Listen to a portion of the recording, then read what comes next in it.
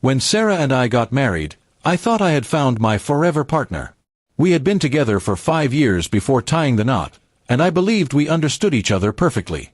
She had a male best friend named Eric, and while I never really liked how close they were, I trusted her completely. Eric was always around, helping her with errands, talking late into the night, even joining us for dinner sometimes. I told myself it was harmless, just friendship. But I didn't realize how wrong I was.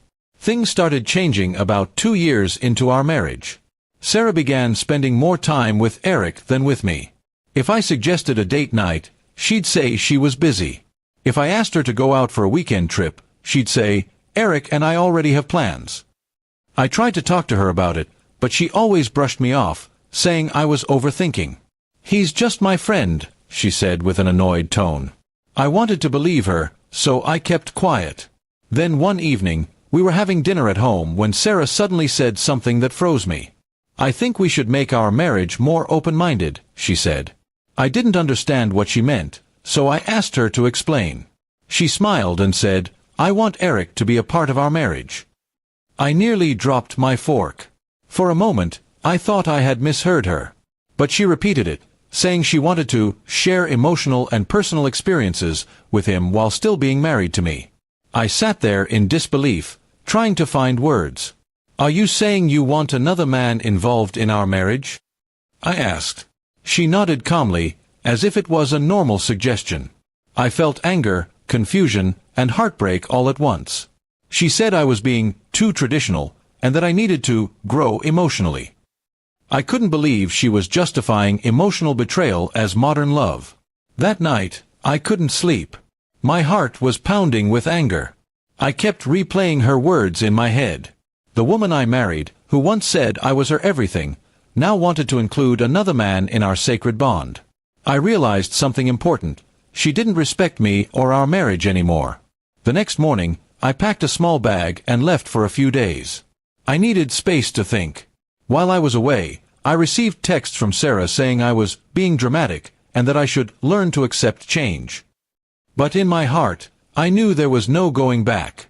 Trust once broken can't be fixed with excuses. When I returned home, I asked her one simple question: "Are you in love with him?" She looked away for a moment and then whispered, "I don't know." That was all I needed to hear. The woman I loved wasn't confused. She was just trying to keep both of us in her life. I wasn't going to let that happen. Without saying much else, I called a lawyer the next day. I told Sarah I was filing for divorce. Her reaction was shock and anger.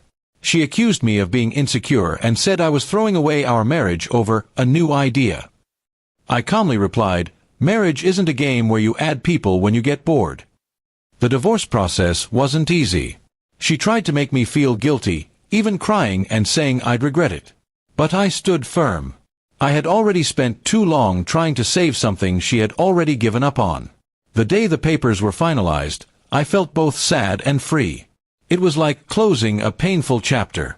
A few months later, I heard she and Eric had started dating openly. It didn't surprise me. What shocked me was how quickly she moved on, as if our years together meant nothing. But instead of feeling bitter, I felt relieved. At least now, everything was in the open.